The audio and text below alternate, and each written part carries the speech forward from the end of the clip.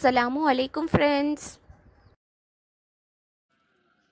இன்றைக்கி நம்ம butterscotch ice cream பாலை மட்டும் வச்சு எப்படி வீட்டிலே ஈஸியாக டேஸ்டியாக செய்கிறதுன்னு பார்க்கலாம் ஃப்ரெண்ட்ஸ். அதுக்கு நான் ஃபுல் ஃபேட் மில்க் 1/2 லிட்டர் எடுத்து ஒரு அகலமான பாத்திரத்தில் ஊற்றிருக்கேன் ஃப்ரெண்ட்ஸ். இது பாதியாக சுண்டி வர அளவு காய்ச்சிக்கிடுவோம். பால் காயட்டும். இது custard powder, homemade custard powder friends. அது ஒரு 1.5 டேபிள் ஸ்பூன் எடுத்து கொஞ்சமாக தண்ணி சேர்த்து நல்லா மிக்ஸ் பண்ணி வச்சுக்கிடுவோம். தண்ணிக்கு பதிலாக பால் கூட, ஆறின பால் கூட சேர்த்து மிக்ஸ் பண்ணிக்கிடலாம். வீட்டிலே எப்படி கஸ்டர்ட் பவுடர் செய்கிறதுன்னு போன வீடியோலேயே சொல்லியிருக்கேன் ஃப்ரெண்ட்ஸ். பார்க்காதவங்க அதை பார்த்துட்டு வந்துடுங்க. இப்போ பால் நல்லா சுண்டி பாதி அளவாக குறைஞ்சிருச்சு. இன்னும் கொஞ்சம் நல்லா வற்றணும் ஃப்ரெண்ட்ஸ். நம்ம க்ரீம் எதுவுமே சேர்க்க போகிறதில்ல, க்ரீம் கண்டென்ஸ்ட் மில்க் எதுவுமே சேர்க்க போகிறதில்ல. வெறும் கஸ்டர்ட் பவுடர் மட்டும் வச்சு டேஸ்டியான ஐஸ்கிரீம் எப்படி செய்கிறதுன்னு தான் பார்த்துக்கிட்டு இருக்கோம். இப்போ நம்ம மிக்ஸ் பண்ணி வச்சுருந்த கஸ்டர்ட் பவுடர் மிக்சரை இதில் சேர்த்து நல்லா மிக்ஸ் பண்ணிக்கிடுவோம். ஃப்ளேம் லோ ஃப்ளேமில் இருக்கணும் ஃப்ரெண்ட்ஸ், இல்லைன்னா கட்டி தட்டிடும்.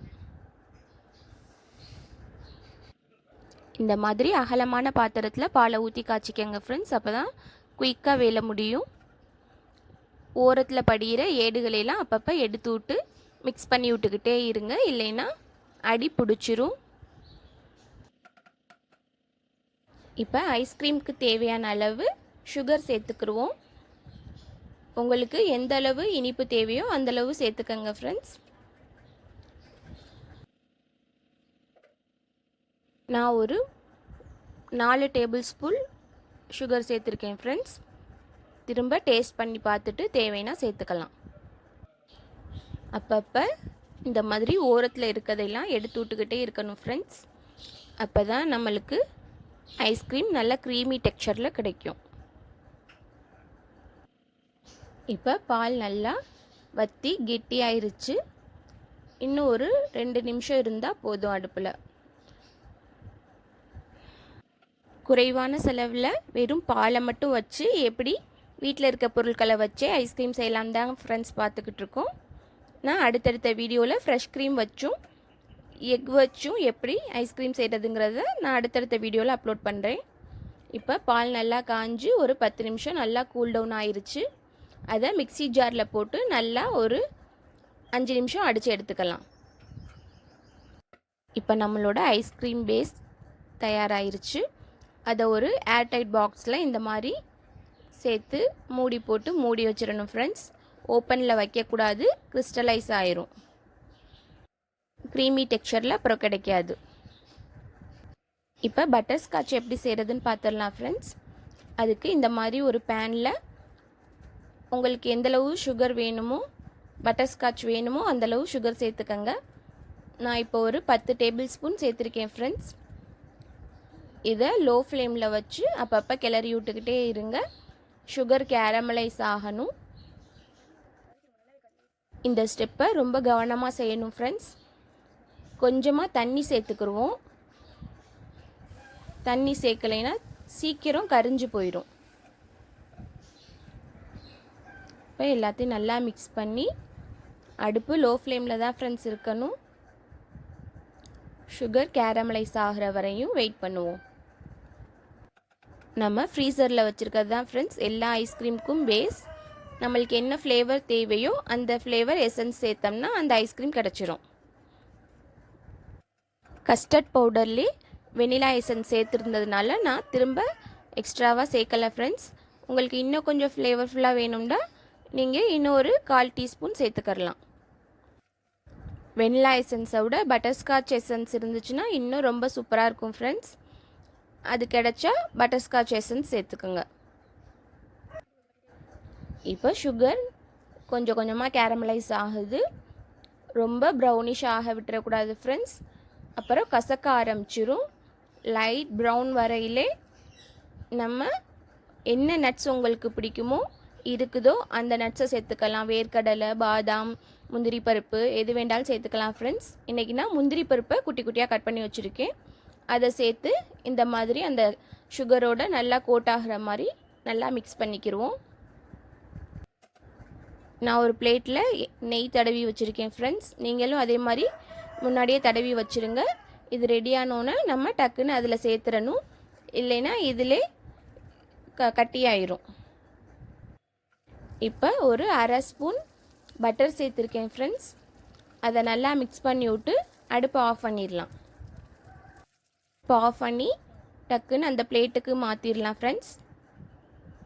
இந்த மாதிரி இது ஒரு 5 நிமிஷம் 10 நிமிஷம் ஃப்ரீசரில் வச்சேன்னா நல்லா குயிக்காக செட் ஆயிரும். இதை ஃப்ரீசரில் வச்சிடலாம். இப்போ ஒரு 2 மணி நேரம் ஆயிடுச்சு. நம்மளோட ஐஸ்கிரீம் இந்த அளவுக்கு செட் ஆகிருக்கு. இதை திரும்ப மிக்ஸி ஜாரில் போட்டு திரும்ப ஒரு 2 நிமிஷம் நல்லா பீட் பண்ணிவிட்டு இதே மாதிரி பாக்ஸில் போட்டு திரும்ப ஒரு 2 மணி நேரம் கழித்து இதே ப்ராசஸை செய்யணும் ஃப்ரெண்ட்ஸ். அப்போ தான் ஐஸ்கிரீம் நல்லா க்ரீமி டெக்ஸ்சரில் கிடைக்கும். உங்களுக்கு எந்தளவுக்கு க்ரீமாக வேணும்னு நினைக்கிறீங்களோ ஒரு 3 to 4 டைம்ஸ் இந்த ப்ராசஸை ரிப்பீட் பண்ணணும் ஃப்ரெண்ட்ஸ். இப்போ நம்மளோட பட்டர்ஸ்காட்ச் ரெடி ஆயிடுச்சு. அதை பிளேட்லேருந்து எடுத்து இந்த மாதிரி ஒரு பட்டர் பேப்பரில் போட்டு அதை நல்லா பொடி பண்ணிக்கிறலாம். பட்டர்ஸ்காட்ச் செய்யையில் ரொம்ப கவனமாக இருக்கணும் ஃப்ரெண்ட்ஸ். ரொம்ப ப்ரௌன் ஆகிடக்கூடாது, லைட் ப்ரௌன்லேயே எடுத்துடணும். நம்மளோட பட்டர்ஸ்காட்சை நல்லா பவுடர் பண்ணியாச்சு. இதை ஒரு பாக்ஸில் போட்டு மூடி வச்சுக்கலாம். இப்போ ஐஸ்கிரீம் நான் 4 ட்ரிப்பு மிக்ஸி ஜாரில் போட்டு 2 மணி நேரத்துக்கு ஒருக்கா அடித்து வச்சுருக்கேன் ஃப்ரெண்ட்ஸ். நீங்கள் 2லேருந்து 4 ட்ரிப்புக்குள்ளே எந்த அளவுக்கு தேவையோ அந்தளவுக்கு மிக்ஸி ஜாரில் போட்டுக்கோங்க. இப்போ லாஸ்ட்டாக நம்ம செஞ்சு வச்சுருக்க பட்டர்ஸ்காட்சை மேலே தூவி அதோட கொஞ்சமாக டியூட்டி ஃப்ரூட்டி சேர்த்துருக்கேன். இதை இப்போ பாக்ஸை க்ளோஸ் பண்ணி ஒரு ஓவர் நைட் அப்படியே விட்டுருங்க ஃப்ரெண்ட்ஸ். இல்லை ஒரு 7 to 8 hours. இப்போ ஒரு 8 hours ஆயிடுச்சு. பாருங்கள் எந்த அளவுக்கு க்ரீமி டெக்ஸ்சரில் நம்மளுக்கு ஐஸ்கிரீம் சூப்பராக ரெடி ஆயிடுச்சு. உங்களுக்கு பார்க்கையிலே தெரியும் எந்த அளவுக்கு க்ரீமியாக இருக்குது. வெறும் பாலை வச்சு நம்ம சூப்பரான டேஸ்டியான ஐஸ்கிரீம் செஞ்சுட்டோம் ஃப்ரெண்ட்ஸ். கண்டிப்பாக இதை நீங்களும் வீட்டில் ட்ரை பண்ணிவிட்டு எப்படி வந்துச்சுன்னு எனக்கு கமெண்ட்ஸில் சொல்லுங்கள். ரொம்ப குறைவான செலவில் க்ரீமியான ஐஸ்கிரீம் ரெடி. உண்மையிலே இது ரொம்ப சூப்பராக இருந்துச்சு ஃப்ரெண்ட்ஸ். நீங்களும் கண்டிப்பாக ட்ரை பண்ணுங்கள். இதுதான் எல்லா ஐஸ்கிரீமுக்கும் பேஸ் ஃப்ரெண்ட்ஸ். இதில் நம்மளுக்கு என்ன ஃப்ளேவர் தேவையோ அந்த மாதிரி சேர்த்துக்கிற வேண்டியது தான். இப்போ இந்த ஐஸ்கிரீமை வச்சு பட்டர்ஸ்காட்ச் மில்க் ஷேக் எப்படி செய்கிறதுன்னு பார்க்கலாம் ஃப்ரெண்ட்ஸ். அதுவும் ரொம்ப ஈஸி தான் ஃப்ரெண்ட்ஸ். நம்ம ரெஸ்டாரண்ட்ஸில் போய் அதிக விலை கொடுத்து சாப்பிடாம இந்த மாதிரி வீட்டிலே ஈஸியாக செஞ்சிடலாம். அதுக்கு ஃபஸ்ட்டு ஒரு மிக்ஸி ஜாரில் ஒரு 2லேருந்து 3 ஸ்கூப் ஐஸ்கிரீம் சேர்த்துக்கிறேன். அதுக்கப்புறம் நல்லா திக்காக காய்ச்சின பால் ஒரு 1.5 கப் சில்டு மில்க் சேர்க்குறேன் ஃப்ரெண்ட்ஸ். ஃப்ரிட்ஜிலேருந்து எடுத்திருக்கேன் இந்த பாலை. இதோட ஒரு 2 டேபிள் ஸ்பூன் சுகர் சேர்த்துக்கிடுவோம். ஐஸ்கிரீமில் ஏற்கனவே சுகர் இருக்குது. அதோட பாலுக்கு மட்டும் தேவையான அளவு சேர்த்து நல்லா மிக்ஸி ஜாரில் அடித்து இந்த மாதிரி கப்பில் சர்வ் பண்ணிட வேண்டியதான் ஃப்ரெண்ட்ஸ். இதில் லாஸ்ட்டாக ஒரு ஸ்கூப் ஐஸ்கிரீம் போட்டு மேலே கேரமல் சாஸ் ஊற்றிருக்கேன்.